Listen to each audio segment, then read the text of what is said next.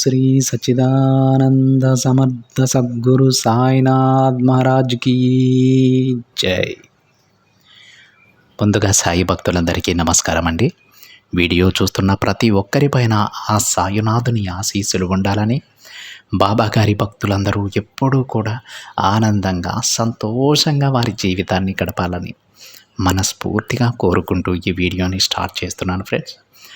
రోజులాగానే ఈరోజు కూడా మన బాబాగారు మనందరి కోసం, తన బిడ్డలందరి కోసం మరొక చక్కటి సందేశాన్ని అందించబోతూ ఉన్నారండి. ఈ సందేశంలో బాబాగారు ఏమంటున్నారో తెలుసా? బిడ్డ, ఒక్కసారి నన్ను తలుచుకొని ఈ శ్రీచక్రాన్ని తాకి నేను చెప్పేది వినమ్మా. వెంటనే నువ్వు ఎదురు చూస్తున్న శుభవార్తను వింటావు.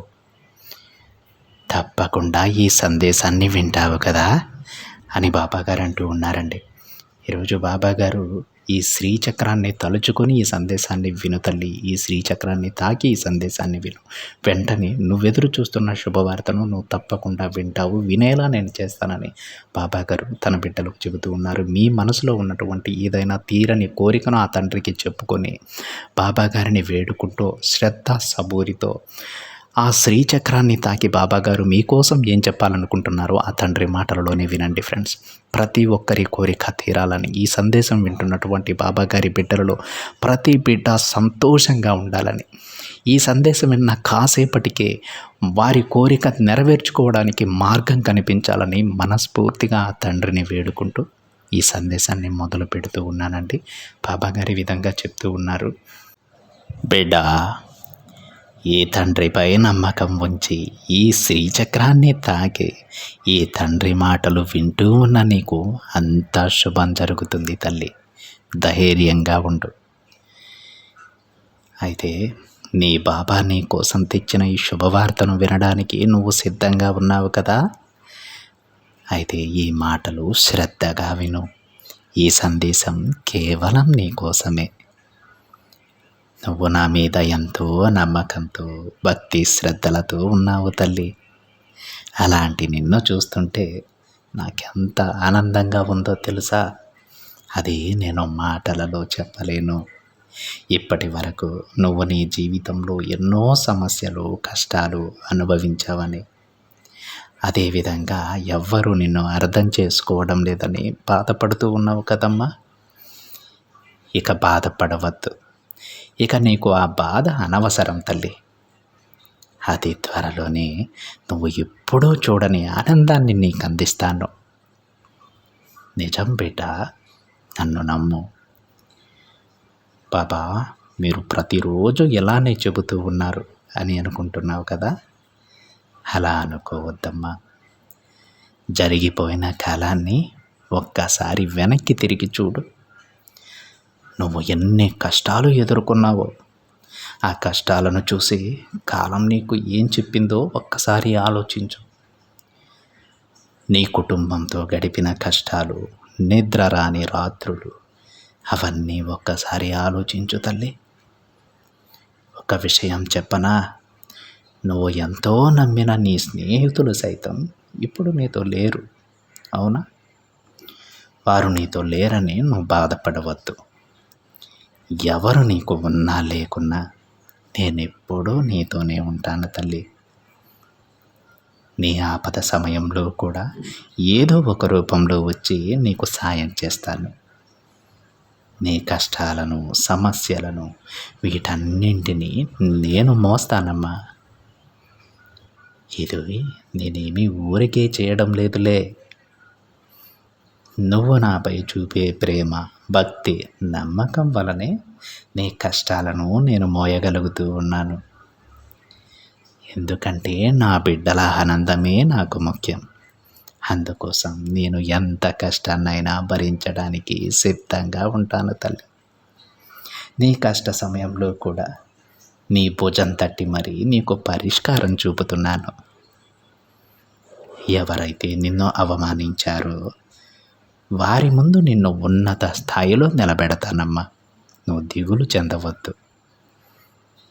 నువ్వు అప్పుల్లో కూరుకుపోయినప్పుడు, కష్టాలతో సతమతమవుతున్నప్పుడు నీకు ధైర్యాన్నిచ్చి నీకు మంచి మార్గం చూపించిన నీ సాయిని నేను. నీకోసం ఇల్లు ఏర్పరిచి అన్నీ నీకు అనుకూలంగా ఉండేలా చేశాను. నువ్వు ఎప్పుడూ కూడా నా మనసుకి నచ్చిన నా బిడ్డవి తల్లి. నీ చుట్టూ ఉన్న వారంతా వారి వారి సంపద గురించి చెప్పిన నువ్వు మాత్రం నా అడుగుజాడల్లోనే నడుస్తున్నావు. వారు అన్నీ మాట్లాడినా కానీ నా జీవితాన్ని నా సాయి తండ్రి బాగు చేస్తారని నమ్మకంతో ఎదురు చూశావు. అందరూ నా ఆలయంలో ఉండటానికి, నన్ను దర్శించుకోవడానికి స్థలం వెతికారమ్మా. కానీ నువ్వు మాత్రం నన్ను నీ మనసులో నిలుపుకొని నన్ను దర్శించావు తల్లి. అందరూ వారి వారి దిగులు పోవాలని కోరారు. మరి నువ్వు మాత్రం చాలా ప్రశాంతంగా నా మీద నమ్మకంతో ఉన్నావు. ఈ తండ్రి ఏది చెబితే అది చేశావు. అలాంటి నీకు అంతా మంచి జరుగుతుంది. నీకు నేను మంచి చేస్తానని అనుకున్నావు కదా తల్లి. ఎలాంటి సందర్భంలోనూ అనుమానించలేదు. అలాంటి నీకు నేను మంచి చేయకుండా ఎలా ఉంటానో చెప్పమ్మా. అన్నీ చక్కదిద్దుతాను. ఇప్పటి వరకు నువ్వు నన్ను నమ్మి కాలాన్ని గడిపేశావు. ఇప్పటి వరకు ఈ కాలంతో పాటు నేను కూడా నీతోనే ఉంటూ నీ గురించే ఆలోచించాను బిడ్డ. ఇప్పుడు ఈ మాటలతో నీ మనసు కుదుట పడింది కదా తల్లి. నీకు కావలసింది నీ ముందుంచుతానమ్మా. నువ్వు కోరింది ఆనందంగా స్వీకరించు. ఏది జరిగితే నువ్వు ఆనందంగా ఉంటావు అది నీ జీవితంలో జరిపిస్తాను. నిన్ను తిట్టిన వారికి మంచి మాటలు చెబుతూ ఉండు తల్లి. చెడుకి కూడా మంచి చెప్పు. నువ్వు ఇలా ఉంటే నీ బాబాని నేను ఎప్పుడూ నీతోనే ఉంటాను. నీ జీవితంలో గడిపే కొన్ని క్షణాలు జాగ్రత్తగా ఉండవలసి ఉంటుందమ్మా. నీకు తెలిసినవి తెలియనివి నీ ముందుంచుతాను. కాబట్టి కాస్త జాగ్రత్తగా ఆలోచించి ఒక్కొక్క అడుగు వేయాల్సి ఉంటుంది. ఎందుకంటే అందరూ నీ అంత మంచిగా ఉండరు. అర్థమవుతుందా? నువ్వు కోరుకున్నవన్నీ నీ ముందుంటాయి. కాస్త ఆలస్యమైనా సరే బిడ్డ, నా బిడ్డ అడిగినవన్నీ నేను తీరుస్తాను. చూడమ్మా, నీ జీవితం నీ చేతుల్లోనే ఉంది. నీ కష్టాలకు ఒక ముగింపు వచ్చేసింది. భయపడకు. భయం వేస్తే నా బాబా నాకు మంచే చేస్తారు అని గట్టిగా అనుకో. అంతా మంచే జరుగుతుంది. నీ బాధంతా నాకు తెలుసు బిడ్డ. అన్నింటికీ నేను ముగింపు ఇస్తాను. అప్పటి వరకు నమ్మకంతో ధైర్యంగా ఉండు. అప్పుడే అంతా అయిపోయిందని మాత్రం అనుకోకు బిడ్డ. అతి త్వరలోనే నీ జీవితం కొత్త మలుపు తిరగబోతోంది. ఇప్పటి వరకు కష్టాలు అనుభవించావు కదా, ఇకపై నువ్వు సంతోషంగా గడిపేటువంటి రోజులు మొదలు కాబోతున్నాయమ్మా. ఇక్కడి నుండి నీ జీవితం మరోలా మారబోతోంది. ఎంతో సంతోషంగా నీ జీవితాన్ని నువ్వు గడపబోతున్నావు. అతి త్వరలోనే నీ జీవితాన్ని నేను మారుస్తున్నాను తల్లి. నీ సమస్యలన్నింటినీ నేను చక్కబెడతాను. కాబట్టి నమ్మకంతో నీ పనులు చేసుకో. మిగతావన్నీ నాకు వదిలే. నువ్వు ధైర్యంగా ఉండు తల్లి. మంచిగా ఆలోచించే వారికి అంతా మంచే జరుగుతుంది. సరేనా అని బాబాగారు అంటూ ఉన్నారండి. ఈరోజు బాబాగారు తన బిడ్డలకు ఇప్పటి వరకు ఎంతో కష్టాలు అనుభవించినటువంటి నా బిడ్డకు ఇకపై సంతోషంగా గడపబోయేటువంటి రోజులు ప్రారంభం కానున్నాయి.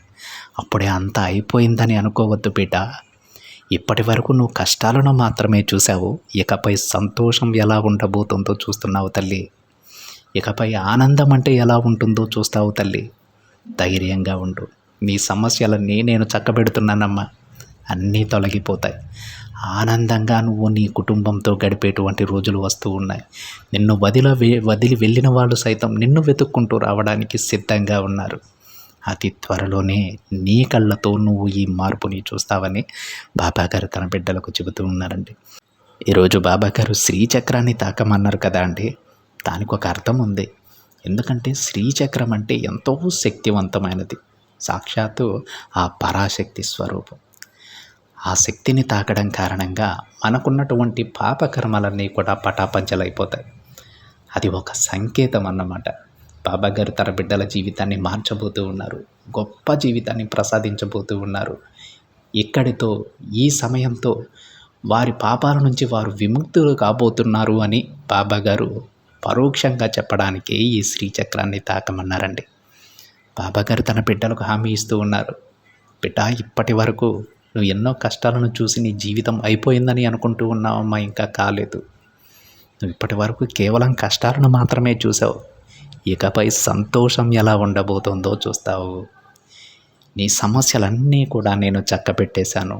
ఇకపైన ఆనందం ఎలా ఉంటుందో నువ్వు చూస్తావు.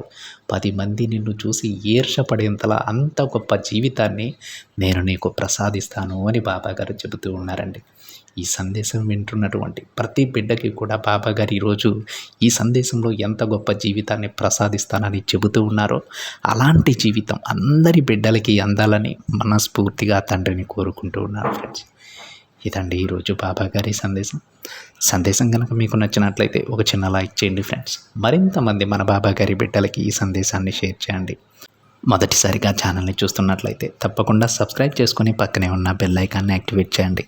మరొక బాబాగారి సందేశంతో మరొక వీడియోలో కలుద్దాం. అంతవరకు ఓం సాయిరామ్.